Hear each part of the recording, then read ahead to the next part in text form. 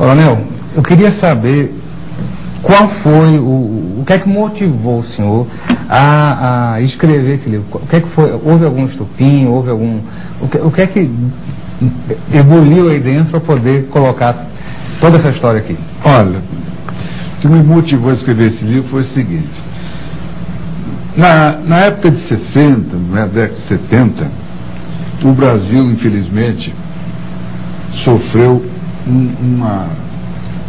um impacto de organizações terroristas que se formaram e que tinham como principal objetivo a tomada do poder e implantar aqui no país uma ditadura marxista, leninista, do tipo cubano. Isso já é provado, embora muitos neguem, mas a própria esquerda hoje reconhece isso como um fato verdadeiro.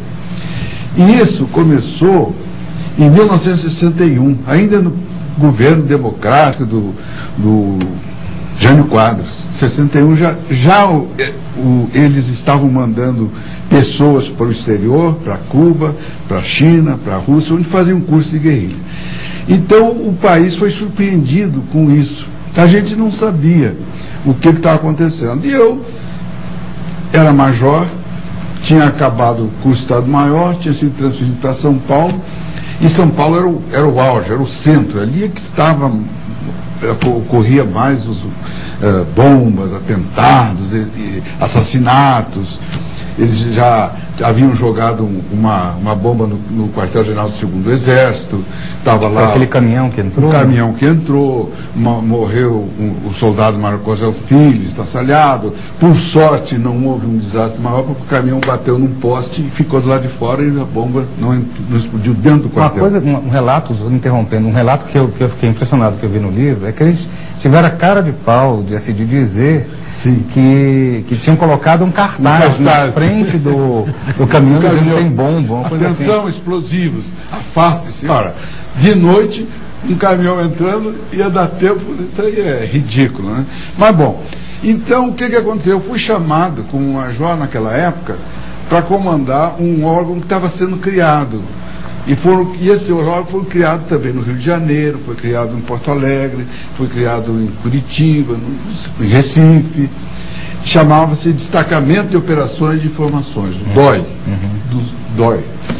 Bom, e lá eu comandava cerca de 400 homens.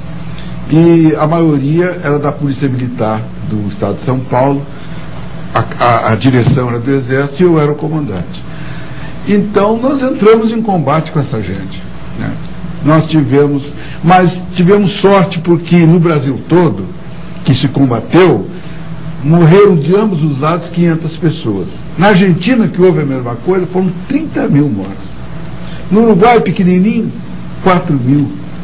E por assim foi. Mas no Brasil, eu acho que nós tivemos muita sorte, e só sobre a maneira que nós conduzimos o combate, a maneira adequada, como fomos levando, de modo que chegamos a isso. Então, eu comandei esses homens que estavam lá. E o que me revoltou é que quando a gente derrotou esse pessoal, nós estendemos a mão para eles. Veio a anistia, pedra em cima disso, e vocês retornam para o Brasil, aqueles que fugiram e tudo, e vamos continuar. Essa época foi a época que João Figueiredo? Foi da época do Figueiredo. Só que eles... Foi não. A anistia geral e restrita, não essa frase? Exatamente. Essa foi a bandeira dos próprios militares, né? Que a esquerda parece que usou como se fosse uma proposta dela. Geral e total e restrita. Não, a exigência foi deles. Foi, né? Então, essa amplidão toda foi uma exigência, praticamente provocação deles. Entendeu? E quando eles voltaram, pastor, do exterior, que vieram, aí nós nos recolhemos e cumprindo a lei da anistia, o Exército, as Forças Armadas ficaram quietas, mudas, caladas, mas eles começaram a contar essa história à moda deles. E eles foram muito inteligentes e foram formando, os formadores de opinião eram todos formados por eles, porque eles foram ocupando vagas nas universidades, no jornalismo. Só uma pergunta então, Coronel, toda a literatura da escola e toda a informação a nível escolar Foram feitos por eles. Foi feita por eles. O Brasil, olha, os professores nossos, houve agora recentemente uma pesquisa que eu estava vendo, os nossos professores, 82% deles são admiradores do Che Guevara. E eles, 30 são do Luiz Inácio Lula da Silva, do presidente, porque eles acham que o presidente é de direita. Imagina a senhora, como é que estão os nossos formadores de opinião, o que eles têm na cabeça Isso hoje. é até uma pesquisa recente agora, né? Agora, atual. foi feito recentemente. Então, eles estão formando a cabeça da nossa juventude, fazendo uma lavagem cerebral com fatos que não são verdadeiros. Então, eu resolvi escrever esse livro e vou contar a história como foi, como eu vi, como eu vivi. Como é que foi a resposta das pessoas nesse livro? Olha, graças a Deus tem sido muito boa. Olha, aqui em Brasília, a noite do lançamento do livro aqui em Brasília, eu não me lembro mais, não me recordo, mas eu acho que foram mais de 300 ou 400 pessoas, você vê, para falar, né? No Rio de Janeiro. Eu já está na 4ª edição, são 12 mil exemplares. Quem lê... Um livro grosso desse. Um Brasil que lê pouco. Isso que eu em pouco tempo, já está na quarta edição. E sabe outra coisa? Eu tenho que dizer para o senhor também o seguinte: apesar do boicote da mídia, que os jornalistas não vê na parte dos jornais que tratam de livros, só não vê uma palavra a respeito desse livro. A verdade continua sufocada? Não vê nenhuma. Não tentou sufocar. E ele esteve em 3º lugar em venda no Brasil. 3º livro mais vendido no Brasil, teve várias semanas e não tocava em nada. Uma vez um jornal do Rio de Janeiro deu uma notinha pequenininha que estava em 3º aí que eu descobri. E a mídia sufocou, não deixa. As livrarias se recusavam a vender.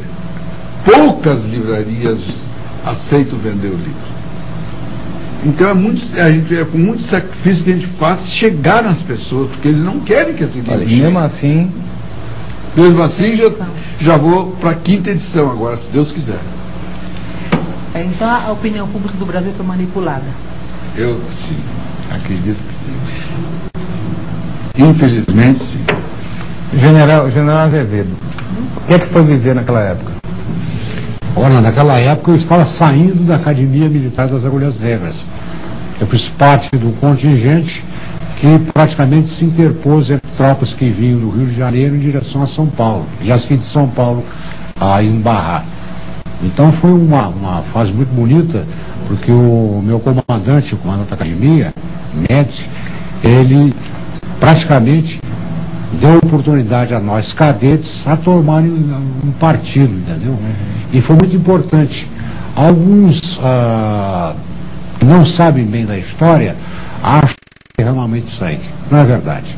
Nós entramos armados, equipados, preparados para barrar as tropas que vinham do Rio de Janeiro. Então essa foi a minha participação inicial, entendeu? E a partir daí servi em várias atividades. Porque o que se fala muito quando hoje a gente lê alguma coisa, quando a imprensa, a mídia, e as pessoas falam assim no período da ditadura militar. Mas quando a gente começa a ver, foi uma contra-revolução. Porque o que estava sendo feito na época era uma revolução comunista. Eu acho que esse papel foi meio trocado. Quer dizer, o que vocês na época fizeram foi barrar uma revolução. Com certeza. Porque dos relatos que eu vi, a proposta era matar, ou seja, o poder a qualquer custo. Entendeu? Se tivesse que matar, porque mataram muitos militares, não teve alguns ataques desses? Teve. O objetivo deles, se tomassem o poder naquela ocasião, e isso está escrito nos livros deles, Jacobo Gorena, que é um grande escritor que eles têm, que publicou já um livro que está na